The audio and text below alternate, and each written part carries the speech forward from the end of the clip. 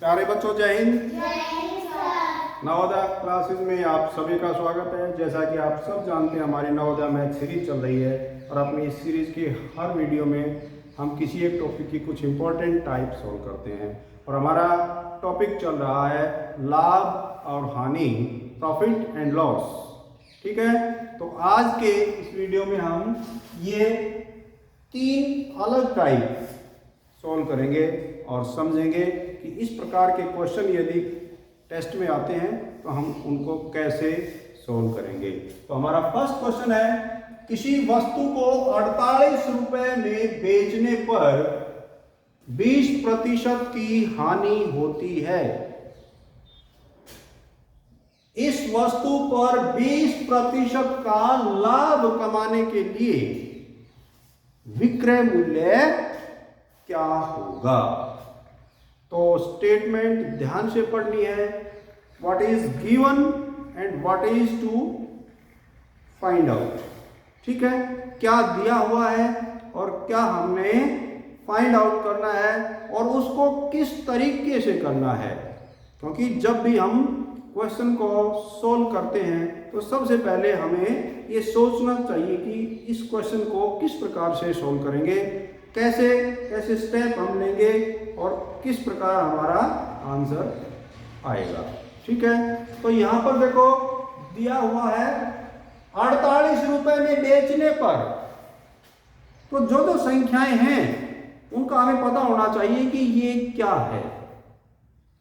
लाभ हानि में हमारे पास क्रय मूल्य मिल सकता है, विक्रय मूल्य मिल सकता है, लाभ मिल सकता है, हानि मिल सकती है। लाभ और हानि प्रतिशत में मिल सकते हैं। ठीक है, और इन्हीं वैल्यूज में से कोई एक वैल्यू हमें फाइंड आउट करनी होगी। ठीक है, तो ये जो 48 रुपए हैं, ये 48 रुपए क्या है, क्योंकि ये इतने में बेचता है किसी वस्तु को। तो ये क्या हो गई, बेचने का मतलब सेलिंग प्राइस हो गई है, विक्रय मूल्य हो गया। ठीक है, तो ये 48 रुपए हो गया विक्रय मूल्य। इसके बाद में उसको नुकसान हुआ है। हानि का मतलब नुकसान, लॉस हुआ। और कितने का लॉस हुआ, 20% का। अब यहां पर यह भी हमें समझना है कि 20 रुपए का लॉस नहीं हुआ है। अगर यहां पर प्रतिशत नहीं होता, इसका मतलब तो 20 रुपए का उसको लॉस हुआ। ठीक है, लेकिन प्रतिशत का मतलब ये 100 के ऊपर लॉस हुआ है। यानी कि ये जो हमारा क्रय मूल्य यदि 100 रुपए होता तो फिर उसको 20 रुपए का नुकसान होता। लेकिन ये जो 20 रुपए का नुकसान है ये प्रतिशत में है। ठीक है, तो इसका मतलब ये हुआ कि ये 100 के ऊपर, 100 रुपए के ऊपर नुकसान है। यदि क्रय मूल्य 100 रुपए होता तो 20 रुपए का नुकसान होता। ठीक, इसके बाद में ये 48 रुपए है, ये क्रय मूल्य भी नहीं है, ये विक्रय मूल्य है। ठीक है, क्रय मूल्य का तो हमें पता ही नहीं है कि क्रय मूल्य इसका क्या है, लेकिन हमें निकालना क्या है, हमें विक्रय मूल्य निकालना है। तो विक्रय मूल्य निकालने के लिए हमें पहले क्रय मूल्य निकालना होगा। ठीक है, ये चीज यहां हमें सोचनी है कि हमें क्या चीज इसमें सबसे पहले निकालने की जरूरत है। तो यहां हम क्या करेंगे, सबसे पहले हम क्रय मूल्य ही ज्ञात करेंगे। हम क्रय मूल्य का पता लगाएंगे और उसके बाद में जो उसने पूछी है क्या, उसकी सेलिंग प्राइस, उसका विक्रय मूल्य पूछा है, तो फिर हम उसके बाद में, क्योंकि हमारे पास क्रय मूल्य भी आ जाएगा और विक्रय मूल्य तो उसका दिया हुआ ही है। तो जब क्रय मूल्य और विक्रय मूल्य दोनों हमारे पास होंगे तो हम फिर दूसरा जो इसका भाग दिया हुआ है इस सवाल का, उस दूसरे भाग को फिर हम हल करेंगे। इस सवाल में 2 भाग हैं, यानी कि इस सवाल को 2 भागों में बांटा गया है। ये कहें कि इसके अंदर दो सवाल है। ठीक है, पहला क्या है? पहला है कि हमने क्रय मूल्य ज्ञात करना है, ये है हमारा पहला भाग। ठीक है, तो कल भी हमने इस प्रकार के क्वेश्चन सॉल्व किए थे कि यदि हमारे पास विक्रय मूल्य है और लाभ या हानि प्रतिशत में है तो फिर हम उसका क्रय मूल्य कैसे ज्ञात करेंगे। ये कल हमने फॉर्मूले बनाने भी सिखाए थे और इस तरह के सवालों को हमने सॉल्व भी किया था। ठीक है, तो हम यहां देखेंगे कि सबसे पहले तो ये देखेंगे कि हमने निकालना क्या है। निकालना क्या है? विक्रय मूल्य दिया हुआ है, हानि प्रतिशत दी हुई है, यहां क्रय मूल्य हम ज्ञात करेंगे। ठीक है, क्या ज्ञात करेंगे? क्रय मूल्य। और क्रय मूल्य के लिए हम दो संख्याओं का प्रयोग करेंगे, एक संख्या 100 और दूसरी संख्या यदि लाभ प्रतिशत में है तो 100 में उसको जोड़ देंगे और हानि प्रतिशत में है तो 100 उसमें से घटा देंगे, हानि को घटा देंगे 100 में से। ठीक है, समझ गए? यदि लाभ प्रतिशत में है तो 100 में लाभ प्रतिशत जुड़ जाएगा, हानि प्रतिशत में है तो 100 में से हानि प्रतिशत घट जाएगी। क्लियर?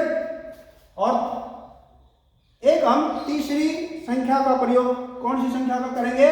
जो कि हमारा विक्रय मूल्य है। ठीक है, तो विक्रय मूल्य तो हमें पता है, उसको उससे तो गुणा करना ही है। तो विक्रय मूल्य हमारा क्या है? 48। ठीक है, हम क्रय मूल्य निकाल रहे हैं तो क्रय मूल्य निकालने के लिए विक्रय मूल्य की गुणा होगी। विक्रय मूल्य निकाल रहे हैं तो क्रय मूल्य दिया हुआ होगा, उसकी गुणा होगी। ये चीज क्लियर हो गई? तो पहला तो हम एक संख्या हमारी क्या होगी? विक्रय मूल्य, उसका प्रयोग करेंगे। एक संख्या कौन सी बताई थी मैंने? 100 का प्रयोग करेंगे। और तीसरी संख्या कौन सी होगी? 100 में से यदि लाभ प्रतिशत है तो उसको जोड़ देंगे 100 में, और हानि प्रतिशत है तो उसको 100 में से घटा देंगे। यहां हानि प्रतिशत है, इसका मतलब 100 में से हानि प्रतिशत को घटा देंगे तो हमारी संख्या क्या आ जाएगी? 80। ये हमारे पास तीन संख्याएं हो गई, 100, 80 और 48। इन तीन संख्याओं की सहायता से हम इसका क्रय मूल्य फाइंड आउट करेंगे। तो हमने कल बताया था कि क्रय मूल्य निकाल रहे हैं तो विक्रय मूल्य गुणा में, और ये फिर सोचना है कि यदि हानि हो रही है, नुकसान हो रहा है, तो इसका मतलब ये हुआ कि जो क्रय मूल्य हम निकालने जा रहे हैं वह क्रय मूल्य क्या होगा? कम होगा या ज्यादा? यदि हानि हो रही है तो, यदि हानि हो रही है तो क्रय मूल्य ज्यादा होगा, क्योंकि ज्यादा में खरीद कर जब कम में बेचते हैं हानि तभी होती है। ठीक है, तो जो क्रय मूल्य हम निकाल रहे हैं हानि होने पर, तो वो क्रय मूल्य क्या आएगा? ज्यादा होगा। उस वस्तु की खरीद ज्यादा में होगी, बिक्री कम में होगी, हानि तभी होती है। ठीक है, तो जब इसका मतलब ये हुआ कि विक्रय मूल्य जो हम क्रय मूल्य जो हम निकाल रहे हैं वो ज्यादा होगा, और ज्यादा अगर कोई संख्या हमने बनानी है तो हम 80 से भाग करेंगे या 100 से भाग करेंगे? बड़ी संख्या से भाग करेंगे तो संख्या छोटी होगी, छोटी संख्या से भाग करेंगे तो जो संख्या आएगी वो हमारी बड़ी आएगी। तो हम छोटी संख्या से तो भाग कर देंगे और जो बड़ी संख्या है उससे गुणा कर देंगे। तो बड़ी संख्या क्या है हमारी? 100, यानी कि 48 गुणा में 100, और भाग किससे कर देंगे? छोटी संख्या से भाग करेंगे। छोटी संख्या है हमारी 80। इस तरह से ये हमारा जब लाभ या हानि प्रतिशत में और क्रय मूल्य दिया हुआ हो तो इस तरह से हम ये सूत्र अपना बनाएंगे। अब इसको सॉल्व करेंगे तो 1 0 से 1 0 कैंसिल, 8 6 48 और हमारे पास आ गया 60। 6 को 10 से गुणा करेंगे 60 आ गया। इसका मतलब ये हुआ कि क्रय मूल्य हमारा 60 आ गया। और ये थोड़ा सा हम यहां पर ध्यान देंगे कि जो हमारा विक्रय मूल्य था उससे ज्यादा ही आना चाहिए क्रय मूल्य, क्योंकि नुकसान हुआ है ना उसमें। इसका मतलब जितने में बिकी वो चीज उससे ज्यादा में तो खरीदी होगी। अगर यहां पर हमारी संख्या इससे छोटी आ जाती तो हमारा सवाल यही गलत हो जाता। ठीक है, तो इन चीजों को अभी बीच बीच में ध्यान रखना है। थोड़ी अपनी जो कॉमन सेंस है वो हर सवाल में हमने अपनी यूज करनी है। ठीक है, तो ये अब हमारा क्या आ गया, क्रय मूल्य। ठीक है, अब देखो हमारे पास क्रय मूल्य भी आ गया, विक्रय मूल्य दिया हुआ था। अब ये जो उस वस्तु को बेचना चाह रहा है ये सोचता है कि मेरे को यदि ये 20% का नुकसान हुआ है, इसकी जगह पर 20% का लाभ अगर मैं कमाता तो फिर मेरे को वो वस्तु कितने में बेचनी चाहिए थी। ये इस सवाल का दूसरा भाग है। पहले भाग में उसको 20% का नुकसान हुआ, लेकिन वो सोच रहा है कि यदि 20% का मैं लाभ कमाता इसके ऊपर तो मेरे को वो वस्तु कितने में बेचनी चाहिए थी। तो अब हमारे पास उस वस्तु का क्रय मूल्य तो आ गया, हमारे पास उसका क्रय मूल्य आ गया, वो है 60। ठीक है, और वो ये कहता है कि मुझे लाभ चाहिए, अब प्रॉफिट वो कितनी चाहिए, 20%। ठीक है, तो वो कहता है कि बताओ कितने में वो चीज मुझे बेचनी चाहिए थी। इसका मतलब हमें उसकी सेलिंग प्राइस निकालनी है।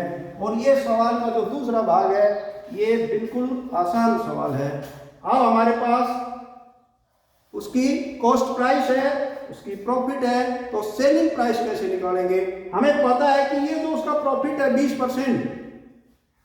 20% का मतलब क्या होता है, 20% का मतलब होता है 100 के ऊपर। तो ये जो प्रॉफिट है ये तो यदि उसकी चीज 100 रुपए की होती तब वो 20 रुपए का प्रॉफिट लेता। ठीक है, लेकिन उसकी चीज तो 60 रुपए की ही है, तो हमें 60 के ऊपर निकालना होगा कि यदि 100 के ऊपर प्रॉफिट 20 है और 60 के ऊपर हमें निकालनी है, तो पहले हम 1 पर प्रॉफिट निकालेंगे। या ये कहें कि 100 में से 20, तो 100 में से 20 को हम क्या लिख सकते हैं, 20/100, 20/100। ठीक है ना, 20/100 का मतलब ये हुआ कि यदि वो 100 की वस्तु होती तो उसको प्रॉफिट 20 रुपए का होता, लेकिन उसकी वस्तु तो 60 की थी, तो 60 के ऊपर कितना उसको प्रॉफिट होगा। तो 60 के ऊपर प्रॉफिट लेने के लिए गुणा में 60। ठीक है, आप 1 0 से 1 0 कैंसिल कर देंगे, 1 0 से 1 0 कैंसिल, और यहां हमारे पास आ गया 12, यानी कि उसको 12 रुपए का लाभ लेना चाहिए था। 12 रुपए अधिक में बेचनी चाहिए थी वो चीज, जबकि उसने बेची वो कितनी, 60 में खरीद कर 48 में बेच दी। और होना क्या चाहिए था, वो जो 60 में खरीदी है उसको 12 रुपए अधिक यानी कि 72 रुपए में उसको बेचना चाहिए था, तब उसको 20% का लाभ मिलता। ठीक है, तो इसका सेलिंग प्राइस क्या आ जाएगी, 60 जमा में 12 बराबर 72, और यही इस क्वेश्चन का आंसर भी होगा। यानी कि उसको अगर वो 72 रुपए में बेचता जब उसको 20% का लाभ मिलता। समझ में आ गया? बिल्कुल। आगे चलें, नेक्स्ट क्वेश्चन। अगला क्वेश्चन है एक घड़ी साज। घड़ी साज का मतलब होता है जो घड़ियों को ठीक करता है, जो खराब घड़ियां होती है उनको जो रिपेयर करने का काम करता है, उसको कहते हैं घड़ी साज। उसने क्या किया, एक पुरानी घड़ी खरीद ली और 87 रुपए में खरीदी। ठीक है। इसके बाद उसने इसकी मरम्मत पर 10 रुपए लगाए। ये चीज यहां पर समझने की है, जो मरम्मत पर पैसे लगे उसका क्या करेंगे, ये सोचना है। और फिर उसी घड़ी को जो 87 रुपए में खरीदी थी और 10 रुपए अपनी जेब से खर्च किए, उसी घड़ी को उसने 105 रुपए में सेल आउट कर दिया, बेच दिया उसको। ठीक है। तो फिर क्या पूछता है, उसको प्राप्त लाभ या हानि कितनी होगी? तो बिल्कुल सिंपल क्वेश्चन है, थोड़ा सा दिमाग का प्रयोग करेंगे तो बिल्कुल आसान है, क्योंकि इसमें क्रय मूल्य दिया हुआ है और क्या दिया हुआ है, विक्रय मूल्य भी दिया हुआ है। जो हमारा मैटर है वो इस 10 रुपए का है कि ये क्या चीज है, इसका क्या करें इस 10 रुपए का। तो बताओ क्या करें इस 10 रुपए का, क्या करें? वेरी गुड, जोड़ेंगे। किस में जोड़ेंगे?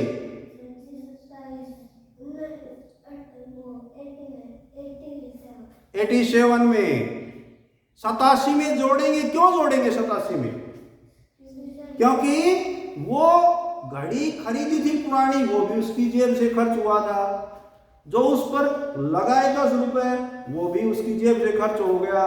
तो क्रय मूल्य 87 रुपए न होकर अब क्रय मूल्य कितना हो जाएगा उसका? 87 में 10 जोड़ देंगे, यानी उसका क्रय मूल्य 97 रुपए हो जाएगा। यही इस सवाल में समझने की मेन चीज है। ठीक है। तो ध्यान रखना, जब भी कोई व्यक्ति कोई वस्तु खरीदता है और उस वस्तु के ऊपर वो और खर्च करता है, चाहे वो उसकी रिपेयर में खर्च करे, चाहे वो उसके किराए भाड़े में खर्च करे, चाहे और किसी तरह से खर्च करे, तो उस पैसे को भी हमने क्रय मूल्य में क्या करना है, जोड़ देना है। ठीक है। तो हमारा इस सवाल का क्रय मूल्य क्या हो गया? कॉस्ट प्राइस क्या हो गई? 87 जमा 10 बराबर 97 रुपए। और बेची कितने में? सेलिंग प्राइस कितनी हो गई? 105। अब बताओ उसको लाभ हुआ या हानि, प्रॉफिट हुई या लॉस? प्रॉफिट हो गई उसको। ठीक है। और कैसे पता लगाएंगे कि कितनी प्रॉफिट हुई? प्रॉफिट इज इक्वल टू क्या होता है? 105, यानी जो हमारा सेलिंग प्राइस है, जितने में बेची, विक्रय मूल्य, उसमें से हम कॉस्ट प्राइस माइनस कर देंगे। तो 15 में से 7 गए तो 8 और 9 में से 9 गए 0 और यहाँ 0। इस प्रकार ये जो 8 रुपए आए ये उसको प्रॉफिट हो गया, उसको फायदा हो गया, उसका लाभ हो गया। ठीक, क्लियर? आगे चलें। नेक्स्ट क्वेश्चन है, यहां किसी वस्तु का विक्रय मूल्य है, इसके क्रय मूल्य का 4/3 गुणा है।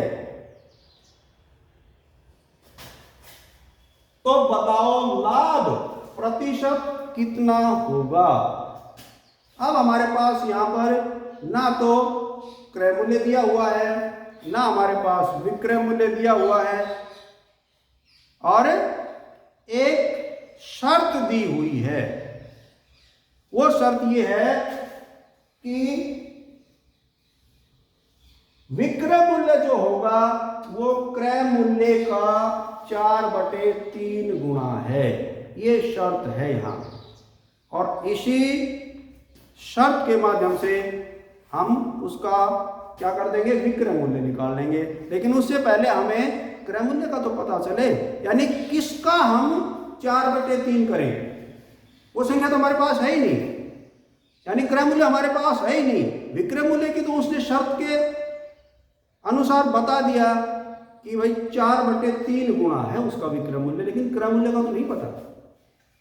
तो क्रय मूल्य हम अपनी तरफ से मान लेंगे, कितने भी रुपए हम मान सकते हैं, और उसी संख्या का 4/3 कर देंगे तो वो क्या हो जाएगा, वो उसका विक्रय मूल्य हो जाएगा। क्लियर? ठीक है। इसके बाद में उसने लाभ या हानि, इसमें तो देखो केवल लाभ या हानि पूछी थी, हमने यहीं पर इस सवाल को खत्म कर दिया था।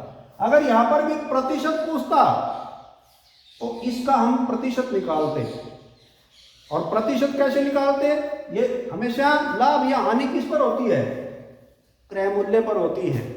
लाभ या हानि हमेशा क्रय मूल्य पर होती है, ध्यान रखना। ठीक है। लेकिन इसमें प्रतिशत पूछा ही नहीं, अगर प्रतिशत पूछता तो हम प्रतिशत निकालते, यानी इसको 100 के ऊपर निकालते कि 97 पर यदि लाभ 8 है तो 100 पर लाभ कितना हो जाएगा। यहां पर प्रतिशत में पूछ लिया। अब इसको दो तरह से हम निकाल सकते हैं। वैसे तो कोई भी संख्या हम मान सकते हैं कि भाई इसका क्रय मूल्य ये है, और उस संख्या का 4/3 कर देंगे, हमारा विक्रय मूल्य बन जाएगा। कोई भी संख्या मान सकते हैं, लेकिन थोड़ी सी कॉमन सेंस यहां में यूज करनी है कि यहां पर लाभ या हानि जो भी है वो प्रतिशत में निकालनी है। तो प्रतिशत में निकालनी है, और हमने क्रय मूल्य अपनी तरफ से मानना है, तो क्यों ना हम 100 रुपए मान लें उसके क्रय मूल्य को, और 100 रुपए पर जो भी लाभ आएगा वो तो ऑटोमेटिक ही प्रतिशत हो जाएगा। यदि मान लो हम क्रय मूल्य 100 के अलावा कुछ और मानते हैं, तो फिर जो लाभ आएगा उस लाभ को 100 पर निकालना पड़ेगा। तो हम इस चीज से बचने के लिए हम उसके क्रय मूल्य को 100 ही मान लेते हैं, ताकि आगे चलकर प्रतिशत 100 पर निकालने की जरूरत ही नहीं पड़े। हम पहले ही क्रय मूल्य को 100 क्यों नहीं मान लें। ठीक है। तो यहां पर हम कॉस्ट प्राइस पहले ही 100 मान लेंगे। ठीक है। और फिर विक्रय मूल्य क्या हो जाएगा उसका, सेलिंग प्राइस, इसका 4/3, यानी 100 का 4/3, तो 100 को 4/3 से गुणा कर देंगे। का मतलब गुणा ही होता है। ठीक है। तो अब ये हमारी आगे नहीं कट रहे हैं, ये 100 गुणा 4/3, यदि कटते तो काटते, कट नहीं रहे हैं तो हम क्या कर देंगे, यहां पर ये हो जाएगा 400/3। समझ में आ गया ना। तो हमने उसकी कॉस्ट प्राइस 100 रुपए मानी थी, तो सेलिंग प्राइस उसकी बढ़ गई उसकी शर्त के अनुसार। ये सेलिंग प्राइस उसकी शर्त के अनुसार, उसकी कंडीशन जो उसने लगाई थी उसके अनुसार बढ़ी है। ठीक है। तो अब क्या होगा, अब हम क्या निकाल लेंगे, इसका लाभ निकाल देंगे। लाभ निकालने के लिए लाभ क्या होता है, विक्रय मूल्य घटा क्रय मूल्य, सॉरी, यानी कि 400/3 और घटा में 100, इसके बटे नहीं है तो 1 कर लेंगे, और भिन्नों की घटा हम एलसीएम से निकालते हैं। एलसीएम हमारा आ गया 3, और यहां आ गया 3 एकम 3, 400 एकम 400, घटा 1 किया 3, और 3 को 100 से गुणा करेंगे 300, तो यहां क्या आ गया, 400 घटा 300 कितने होते हैं, 100, और बटे 3। अब देखो ये कट नहीं रहे हैं, और हमारा जो उत्तर आया है वो अनुचित भिन्न में, इम्प्रॉपर फ्रैक्शन में आ गया है। और जब भी हमारा आंसर इम्प्रॉपर फ्रैक्शन में आए तो उसको मिक्स फ्रैक्शन में हम चेंज कर लेंगे। हमें करना आता है, उसके हर से अंश को भाग कर देंगे, यानी 3 से 100 को भाग कर देंगे। 3 किया 9, 1 0, 3 किया 9 1, और ये आ गया 33 सही 1/3। और ये जो 33 सही 1/3 जो लाभ आया है, जो प्रॉफिट आई है वो प्रतिशत ही होगी, क्योंकि ये 100 के ऊपर ही आया है। यदि यहां पर हम कुछ और मानते, 100 के अलावा 1 मानते या कुछ और मानते, तो ये जो लाभ आता वो 1 पर आता और फिर हम उसको 100 पर निकालते, क्योंकि लाभ को प्रतिशत में पूछा है। इसलिए जो ये लाभ आया है 33 से 1/3, ये ऑटोमेटिक ही प्रतिशत है, यानी कि इसका आंसर आ गया 33 सही 1/3%, और यही सवाल का उत्तर भी होगा। तो समझ में आ गया? बिल्कुल क्लियर। Thank you. जय हिंद।